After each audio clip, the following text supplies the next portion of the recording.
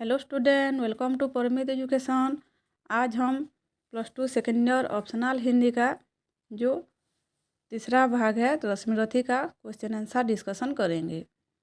इससे पहले हम 2 भाग वीडियो में दे दिए हैं, उससे पहले वीडियो बनाए हैं। आप डिस्क्रिप्शन में लिंक है, जो लोग नहीं देखे हैं जाकर डिस्कशन में देख लीजिएगा। तो चलो डिस्कशन करते हैं ये जो भावार्थ है इसके बारे में। फर्स्ट क्वेश्चन, दिखलाना कर्पण्य आप अपने धोखा खाना है, रखना दान अपूर्ण रिक्त निज का ही रह जाना है। व्याख्या, प्रस्तुत पंक्तियाँ दिनकर जी के द्वारा लिखित रश्मि रथी से ली गई है। इसमें दान की महत्ता के बारे में चर्चा की गई है। कवि कहते हैं जीवन में दान का महत्व है, जो कार्पण्य दिखाता है वह अपने आप धोखा खाता है। दान को अपूर्ण रखना अपने आप को अधूरा रखना है, इसीलिए दान जीवन का झरना है, उसे आपको देना चाहिए, उसे रोक कर नहीं रखना चाहिए।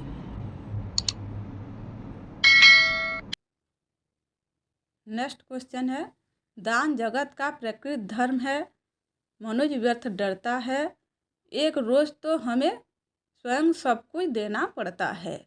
इसमें क्या कहा गया है? व्याख्या को देखते हैं। प्रस्तुत पंक्तियाँ दिनकर जी के द्वारा लिखित रश्मि रथी से ली गई है। इसमें दान के महत्व के बारे में वर्णन किया जा रहा है। कवि कहते हैं जीवन में दान का महत्व है, दान जगत का प्रकृत धर्म है, मनुष्य दान से व्यर्थ ही डरता है, उसे बिना डरे ही दान करना चाहिए, क्योंकि एक दिन हमें सब कुछ देकर जाना ही पड़ेगा, तो फिर दान करने के लिए हमें डरना नहीं चाहिए। नेक्स्ट क्वेश्चन, महाराज अधम से विधि का अंक उलट जाता है, किस्मत का पासा परोस से हार पलट जाता है। व्याख्या देखते हैं। प्रस्तुत पंक्तियाँ दिनकर जी के द्वारा लिखित रश्मि रथी से ली गई है। इसमें मेहनत से भाग्य को बदलने की बात कही गई है।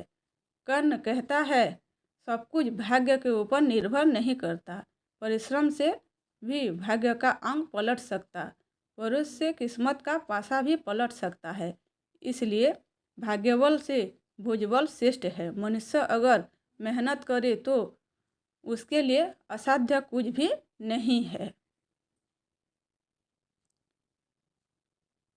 नेक्स्ट क्वेश्चन, मैं उनका आदर्श जिन्हें कुल का गौरव ताड़ेगा, नीच वंश जन्मा कहकर जिनको जग धिक्कारेगा।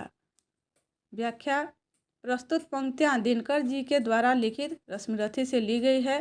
कवि कर्ण ने व्यक्तित्व की चर्चा कर रहे हैं।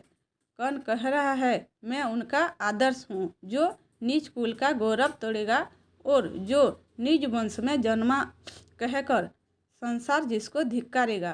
कर्ण दलितों का दिनों का नेता है, उनका आदर्श था, उन्हें जीवन में सही रास्ता दिखाने वाला मार्गदर्शक था। नेक्स्ट क्वेश्चन, है धर्म पहुंचाना नहीं, धर्म तो जीवन पर चलते में है, फैलाकर पथ पर स्निग्ध ज्योति दीपक समान जलने में है। व्याख्या, प्रस्तुत पंक्तियाँ दिनकर जी के द्वारा लिखित रश्मि रथी से ली गई है। धर्म के गुण की व्याख्या हो रहे हैं। कवि कहते हैं धर्म तो जीवन भर साथ रहता है, जीवन भर साथ चलता है, अपना रास्ता फैलाता है, सबको मार्ग दिखाता है, और धर्म जीवन भर दीपक की भांति जलने में है, परोपकार करने में ही धर्म का रूप झलकता है। नेक्स्ट, मोती छिपे आते किसी के आंसुओं के तार में, हंसता कहीं अभिशाप ही आनंद के उच्चार में। व्याख्या, प्रस्तुत पंक्तियाँ दिनकर जी के द्वारा लिखित रश्मि रथी से ली गई है। कर्ण अपनी अवस्था की तुलना दूसरे से करता है। घटोत्कच की मृत्यु के बाद पांडव फूट फूट कर रो रहे थे, केवल कृष्ण मन ही मन मुस्कुरा रहे थे। इसलिए जिस शस्त्र को उसने अर्जुन के वध के लिए रखा था, उसे मजबूर होकर घटोत्कच पर चलाना पड़ा। इसीलिए कर्ण कहता है, कैसी स्थिति है, कहाँ आनंद है और कहाँ शोक है, कहाँ मोती किसी के आंसुओं के तार में छिपे आते हैं तो कहाँ अभिशाप भी आनंद में हंसते हैं। पुरुष क्या श्रृंखला को तोड़ करके चले आगे नहीं जो जोर करके। व्याख्या। प्रस्तुत पंक्तियाँ रश्मिरथी से ली गई है। इसमें पुरुषार्थ की चर्चा हो रही है। दुर्योधन के कहने पर कर्ण ने एकाग्नि का प्रयोग घटोत्कच पर कर दिया। जिस एकाग्नि को उसने बड़े बलिदान से पाया था, कवच कुंडल के दान से पाया था, उसे ऐसे ही जाने दिया। कर्ण टूट गया क्योंकि एकाग्नि एकमात्र सहारा था अर्जुन को मारने के लिए। जय के लिए केवल बल नहीं चाहिए बल्कि बुद्धि, छल, छद्म और कौशल ही चाहिए। कर्ण को लगा यह भाग्य का खेल है, यह जैसे भाग्य का अभिशाप है। जो व्यक्ति मुसीबत को झेल नहीं सकता, निराशा से खेल नहीं सकता, उसे हम पुरुष नहीं कहेंगे। पुरुष वही है जिसमें श्रृंखला को तोड़कर आगे चलने का जोर हो, जिसमें निराश से ऊपर उठने का बल हो। नेक्स्ट। यह देह टूटने वाली है, इस मिट्टी का कब तक प्रमाण। मृतिका तोड़ ऊपर नव में भी तो ले जाना है विमान। व्याख्या।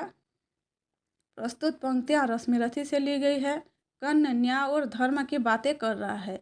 जब शल्य उसे चित्कारता है तो वह कहता है कि जीत के लिए सब लोग भले ही अन्याय को अपनाए, पर यह कर्ण ऐसा नहीं कर सकता क्योंकि अधर्म से युद्ध करना यह करने के लिए उचित नहीं है। यह शरीर टूटने वाली एक ना एक दिन मिट्टी में मिल भी जाएगा, पर आत्मा इस शरीर को छोड़कर आकाश में तो जाएगा। तब क्या हम इस अधर्म और अन्याय को भी साथ में लेकर जाएंगे। नेक्स्ट। ये चार फूल है मोर किन्हीं कातर नयनों के पानी के, ये चार फूल प्रच्छन्न दान है किसी महाबल दानी की। इसका व्याख्या देखते हैं।